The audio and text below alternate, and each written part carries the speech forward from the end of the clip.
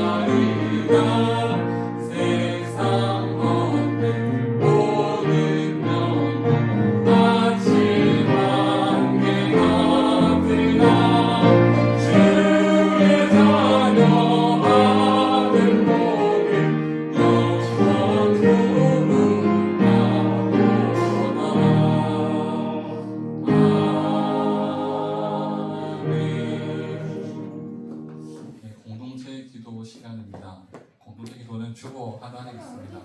다 함께 보시면서 함께 고백하겠습니다. 거룩하신 하나님, 광야의 메마른 땅에서 자라나 보잘것없었던 시든 나무를 택하여 주의 성막을 만드셨기에 부족한 저희를 부르셔서 이곳에 시든 나무 교회를 세워주시니 감사합니다. 그러나 저희는 이 은혜를 믿고 어느새 스스로 의롭다 착각하며 영적인 교만에 빠져있지는 않았는지 고백합니다. 사랑의 하나님, 내가 받은 은혜만이 전부라 고집하며 동역자들의 믿음을 가벼이 여기지 않았는지 용서하여 주옵소서. 주께서 맡기신 사역과 은사를 개인의 자랑으로 삼았던 어리석음을 내려놓습니다. 세워주신 권위와 교훈 앞에 귀를 닫았던 완악함을 씻어주시고 오직 주의 질서 앞에 순복하는 정결한 성도가 되게 하옵소서. 성령님, 이 공동체를 붙들어 주옵소서. 오늘 시팀나무 교회의 첫 예배가 하나님 보시기에 품이 있고 질서 있는 거룩한 산 제사가 되기를 원합니다. 합평의 하나님께서 친히 주인 되어 주셔서 저희의 삶이 주님의 성막이 되는 질서 있는 기쁨을 누리게 하옵소서. 예수님의 이름으로 이 고백의 기도를 드립니다. 아멘. 허물의 사함을 받고 자신의 죄가 가려진 자는 복이 있도다. 마음에 간사함이 없고 여호와께 정죄를 당하지 아니하는 자는 복이 있도다. 아멘. 다 함께 말씀 보겠습니다. 말씀은 이사야 41장 19절입니다. 구약성경 1017쪽에 있습니다. 이사야 41장 19절입니다. 네, 한 목소리로 읽겠습니다. 내가 광야에는 백향목과 시딘나무와 화석류와 들감람나무를 심고 사막에는 잣나무와 소나무와 향연목을 함께 두리니. 아멘. 네, 오늘은 시딘나무와 시딘나무 교회라는 제목으로 말씀을 전하겠습니다. 사실 오늘 첫 예배를 드리면서 어떤 말씀을 전해야 될까 참 고민을 참 많이 했습니다. 그런데 아무래도 시딘나무 교회라는 이름에 대해서 말씀드리기 좋을 것 같아서 이 말씀을 준비했고요. 예, 새해 첫 주일 각자 각 교회에서 섬기시고 또 함께 나와주신 분들이 참 많은데 이 자리에 함께 해주신 여러분 모두를 주님의 이름으로 축복합니다. 새해 첫 주일은 한 주의 시작이 아니라 하나님이 우리에게 한 해의 방향을 주시는 시간입니다. 그래서 우리는 올해 무엇을 이루어낼까를 묻기 전에 하나님이 우리를 어디에 심으셨고 또 어떤 꿈을 품고 계신지를 먼저 들어야 되는 것 같습니다. 교회는 사람을 꾸며서 세우는 조직이 아니라 하나님이 심으셔서 자라게 하는 생명 공동체이기 때문입니다. 제가 부교역자 시절을 22년 정도 하면서 또 12교회를 섬겼더라고요. 그 삶을 돌아보니까 참 치열한 삶의 현장을 누렸고 때로는 하나님이 이렇게 일하시는구나라는 참 기쁨의 감격도 있었지만 때로는 아무도 알아주지 않는 그 자리에서 혼자 분을 삭히기도 했고 눈물로 씨앗을 뿌리는 시간을 보내기도 했습니다. 그래서 제가 개척을 준비하면서 여러분도 아시겠지만 제 성격이 좋지 못합니다. 그래서 누구 밑에 있지 못하는 그런 성격이기도 하다 보니 하나님이 일부러 그렇게 만드셨는지는 모르겠지만 그런 시간들을 지나고 섰을 때 하나님께서 주신 이 말씀이 오늘 말씀 이사야 41장 말씀입니다. 이사야 41장 말씀은 반복해서 하나님이 말씀하시는 게 있습니다. 두려워하지 말라라고 말씀하십니다. 이사야 41장 10절에는 두려워하지 말라 내가 너와 함께함이라 참으로 나의 오른손으로 너를 붙들리라 라고 말씀하고 있습니다. 하나님은 우리의 미래를 계획표로만 안심시키지 않으십니다. 하나님은 너 혼자 버티면 된다라고 말씀하지 않으시고 하나님은 우리에게 관계로 선포하시는 것을 볼 수 있습니다. 내가 너와 함께한다. 그리고 내가 내 오른손으로 붙들겠다라고 그렇게 말을 하고 오른손을 붙들겠다라고 하고 있습니다. 이 말씀이 아마도 오늘 첫 예배를 드리는 우리에게 정확히 말씀하시는 게 아닌가 싶습니다. 하나님은 두려워하지 말라라고 끝내지 않으시고 한 장면을 보여주시는데 바로 오늘 본문입니다. 광야에 나무를 심는 장면을 보여주십니다. 오늘 읽었던 상반절 말씀에는 내가 광야에 백향목과 시딘나무와 화석류와 들감람나무를 심고 라고 얘기합니다. 광야는 사실 생명이 자라기 어려운 곳입니다. 물이 부족하고 바람이 거칠고 또 내일이 불확실한 곳이 광야입니다. 그런데 하나님은 그 광야를 내버려 두지 않으시고 뭐라고 말씀하시냐면 광야에 나무를 심겠다라고 말씀하고 있습니다. 다시 말해 하나님은 광야를 하나님의 정원으로 바꾸시겠다는 뜻을 공개적으로 선포하고 있다는 것입니다.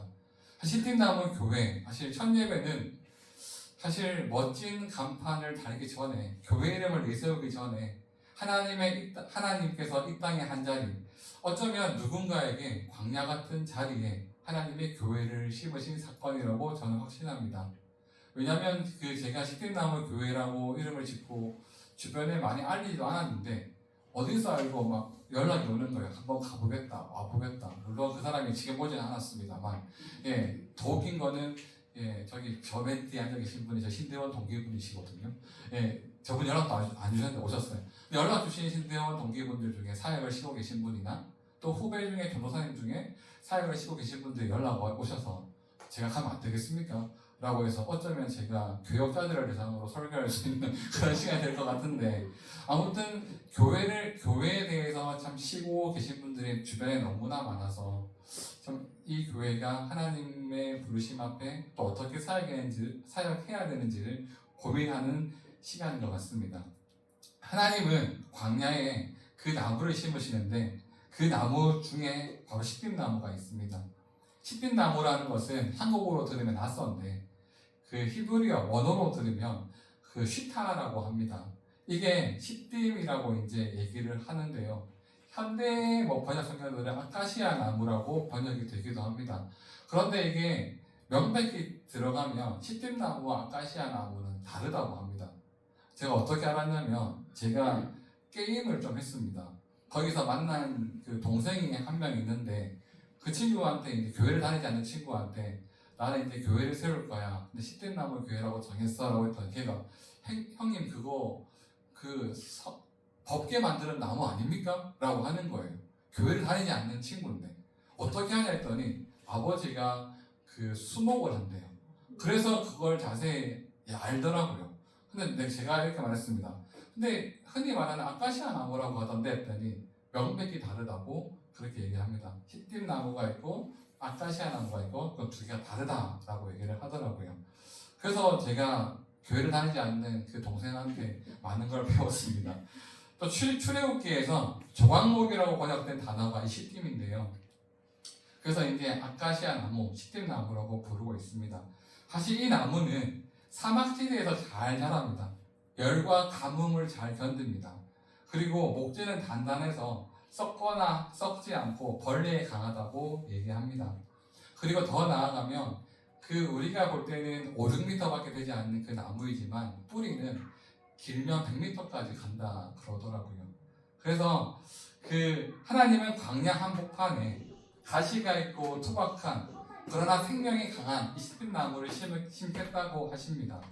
하나님은 왜 백향목만 심지 않으시고 왜 이런 시딤나무를 꼭 넣으셨을까요?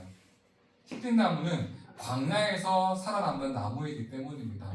하나님은 광야에 광야용 은혜를 심으신다는 것입니다. 그래서 광야에는 광야에 맞는 생명력이 필요한 것입니다. 그래서 우리는 하나님께 그 생명력을 시딤나무 교회에 주셨음을 믿고 기도해야 됩니다. 사실 많은 분들이 반문하세요. 왜 개척을 하시는데 건물이 없냐? 왜 주일에 밖에 예배가 없냐? 수요일 예배가 없냐? 새기도가 없냐? 그렇게 얘기하시는데 저는 그렇게 얘기합니다. 필요하면 거기로 가십시오 라고 얘기하고 자칭 1호 성도라고 얘기하시는 저 집사님께서 엄청나게 설교를 5차원의 설교를 많이 듣고 계시거든요. 그래서 제가 뭐라고 말씀드렸냐면 집사님 제 설교가 은혜가 안 되면 주중에 유튜브로 들으시죠 라고 정중하게 말씀을 드렸어요. 왜냐하면 제가 생각하기에는 각자가 가지고 있는 그 신앙과 또 그 교회가 존재하는 목적이 필요하기 때문이 아닐까 생각이 되었습니다. 그리고 시딤나무는 화려함보다 본질을 보게 합니다. 성경의 또 다른 장면으로 보면 하나님께서 당신의 인재를 상징하는 가장 거룩한 기구 언약궤를 만들 때 바로 이 시딤나무를 선택했다는 것입니다. 그래서 하나님은 그 화려한 백향목이 아니라 광야의 투박한 시딤나무를 택하였다는 게 뭐냐? 그게 하나님의 방식인 것이죠. 사람은 빛나는 것을 잡고 싶어하고 큰 교회의 담임으로 받고 싶어합니다. 솔직히 저도 그렇습니다. 하지만 불러주지 않는 걸요. 그래서 여기서 또 저의 역할을 하는 게 맞지 않나 싶고요. 하나님은 종종 우리가 보기에 초라하고 거칠고 뒤틀린 것 같은 것을 붙으시고 그곳에서부터 거룩한 일을 시작하시기 때문에 시딤나무 교회도 지금은 이렇게 시작하지만 또 하나님의 목적대로 잘 가다 보면 하나님이 쓰시는 방편이 있지 않을까 저는 확신합니다. 시딤나무는 모양도 예쁘지 않습니다. 산에게 자라서 또한 굽고 비틀리고 가시가 많습니다. 하나님은 그 나무를 깎고 다듬고 맞추어서 언약궤로 만드시고 금을 입히십니다. 저는 그 장면을 보면서 이게 복음이구나 라고 생각합니다.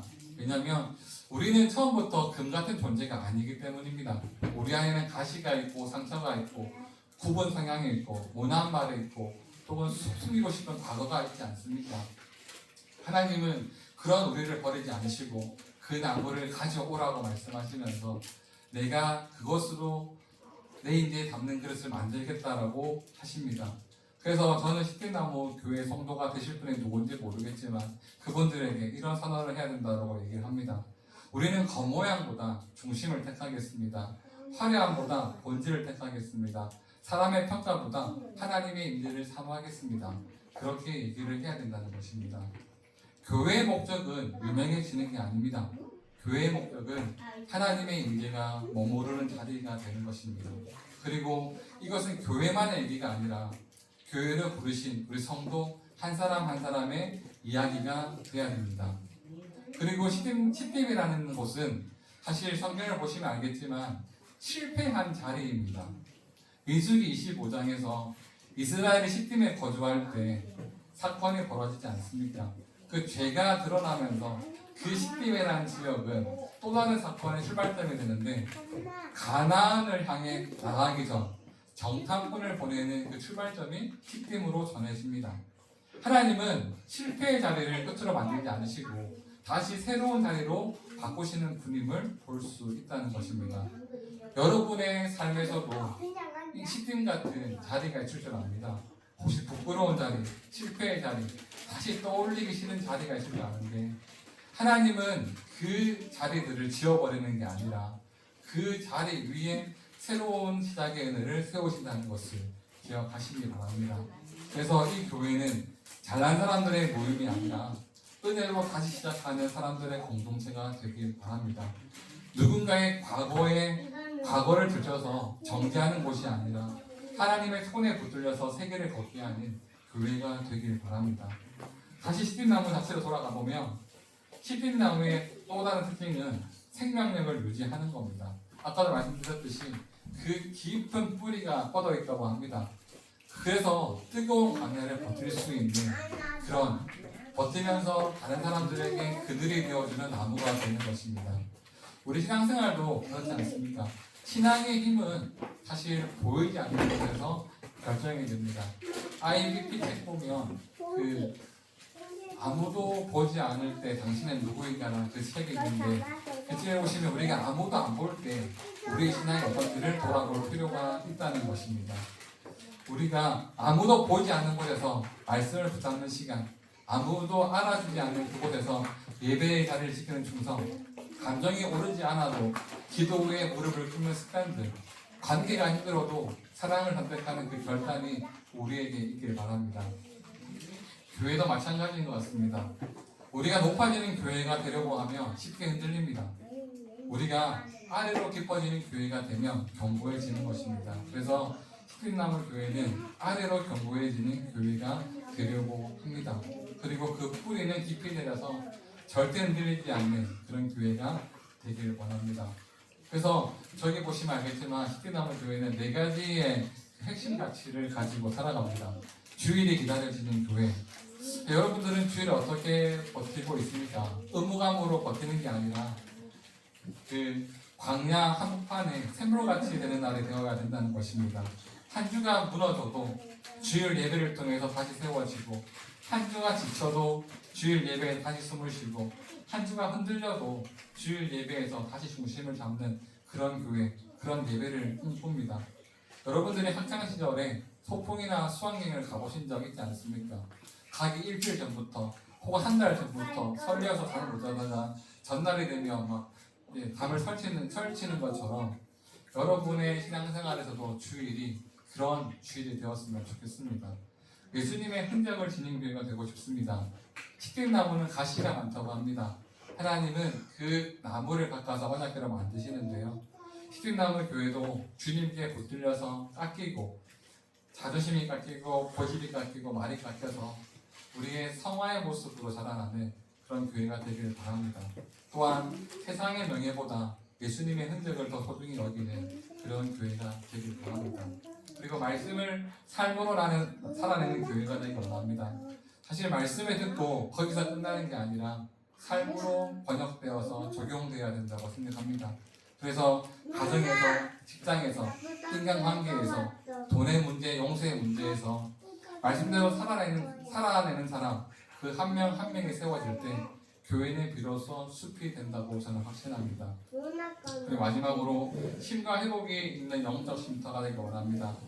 우리 이 교회는 정죄의 소리가 아니라 회복의 복음이 흐르는 곳, 비난의 눈빛이 아니라 품어주는 그런 교회. 너는 왜 그러냐가 아니라 괜찮다, 같이 가자라고 얘기할 수 있는 그런 교회가 되길 바랍니다. 그래서 상처 입은 영혼들이 와서 가시를 내려놓고 하나님 안에서 다시 숨을 쉬고 다듬어지는 그런 교회가 십진나무 교회가 되길 바랍니다. 혹 여러분들 중에 교회 때문에 지친 분이 계시다면 여기서 쉬었다가 돌아가셔도 괜찮고 언제든 편안하게 올 수 있는 그런 교회가 되길 바랍니다. 말씀을 읽겠습니다. 지금은 십진나무 교회지만 기도하면서 느낀 것은 십진나무 숲을 꿈꿉니다. 그래서 우리는 광야 같은 세상 한복판 가운데 십진나무 강구를 심었습니다. 사람의 눈에는 작고 투박해 보일 수 있습니다. 하지만 하나님의 관점에서는 살아남는 나무를 심으셨다는 것입니다. 그 나무로 하나님의 거룩한 일을 시작하셨다는 것입니다. 그래서 우리가 화려함보다 본질을 택하고 높아짐보다 깊어짐을 택하고 회복의 그늘에 되어주는 공동체로 살아갈 때 하나님은 이 나무 한 그루 한 그루로 끝내지 않으시고 십진나무 숲으로 만들어 가실 것입니다. 그래서 여러분들 그 숲을 함께 만들어 가고 싶지는 않습니까? 그래서 이제 제가 그 큰 표어로는 함께 지어져 가는 교회라고 붙였는데 우리 한 명 한 명이 함께 지어져 가는 그런 교회가 되길 바랍니다. 기도하겠습니다. 사랑과 은혜가 풍성하신 하나님 아버지, 2026년 새해 첫 주일 십진나무 교회가 또 첫 예배로 드려지고 우리를 불러주시니 감사를 드립니다. 하나님은 두려워하지 말라, 내가 너와 함께함이라 하신 말씀대로 우리의 오른손을 붙들어 주옵소서. 주님, 이 교회를 주님께서 심으신 십진나무처럼 세워주옵시고 화려함보다 복음의 본질을 붙들고 말씀의 깊이 뿌리내려 흔들리지 않는 공동체가 되게 하여 주옵소서. 상한 영혼들이 와서 심과 회복을 누리는 영적 건들이 되게 하시며 주일이 기다려지는 기쁨의 예배를 회복시켜 주옵소서. 또 함께하는 모든 분들에게 성령의 세임을 더하셔서 한 마음으로 교회를 세워가게 하시고 이 땅에 생명의 역사를 이루어갈 수 있는 거룩한 교회로 삼아 주옵소서. 예수님의 이름으로 기도드립니다. 아멘. 함께 동원 및 파동 찬양 드리겠습니다. 주가 일하신 말씀 하겠습니다.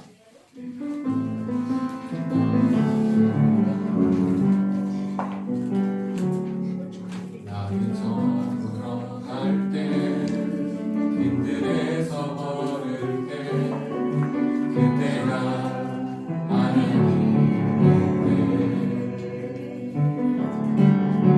길로 안 될 때 빈손으로 걸을 때 내가 고백해요.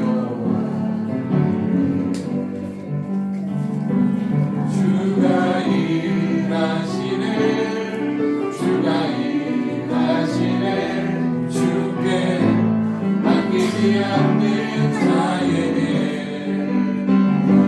주가 일하시네, 주가 일하시네, 신뢰하며 걷는 자에게 우리 모인 이곳에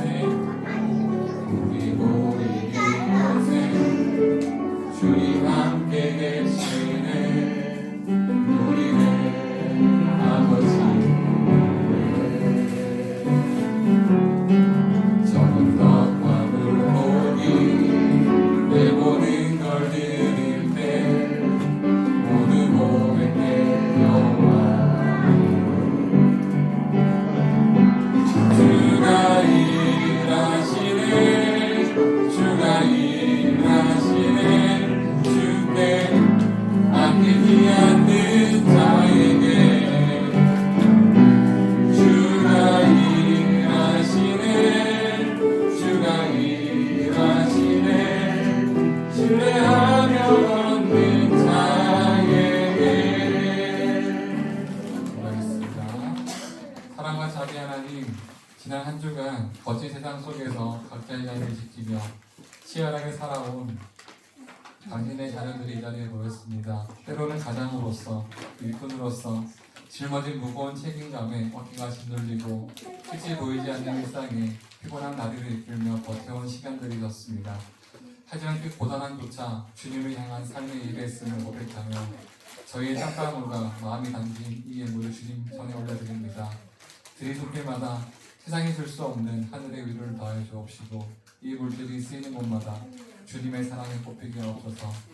이제 저희는 다시 삶의 현장으로 나아갑니다. 주님 지친 어깨를 당신의 강한 팔로 붙들어 주시고 피곤한 다리에 새 힘을 주셔서 다시 시작하는 한 주를 넉넉히 이기게 하옵소서. 우리가 머무는 일터와 가정이 주님의 은혜로 채워지게 하시고 마주하는 이들에게 그리스도의 향기를 전하는 축복의 통로로 살게 하옵소서. 또 다음 주 이 시간 모일 때 한 주간 베풀어 주신 은혜에 대한 승리의 고백이 우리 입술에 가득하게 소망하며 우리 주 예수 그리스도의 이름으로 기도드립니다.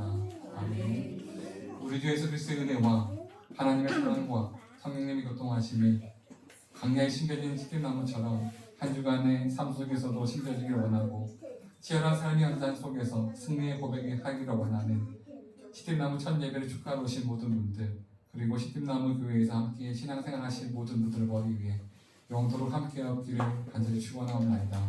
아멘.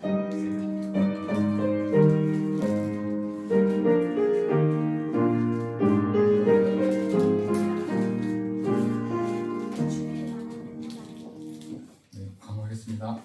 시들나무 첫 예배를 허락하신 하나님께 모두 마음을 드립니다. 그리고 마루 아트 홀이 차량 정비를 하면서 수업을 들었던 분께서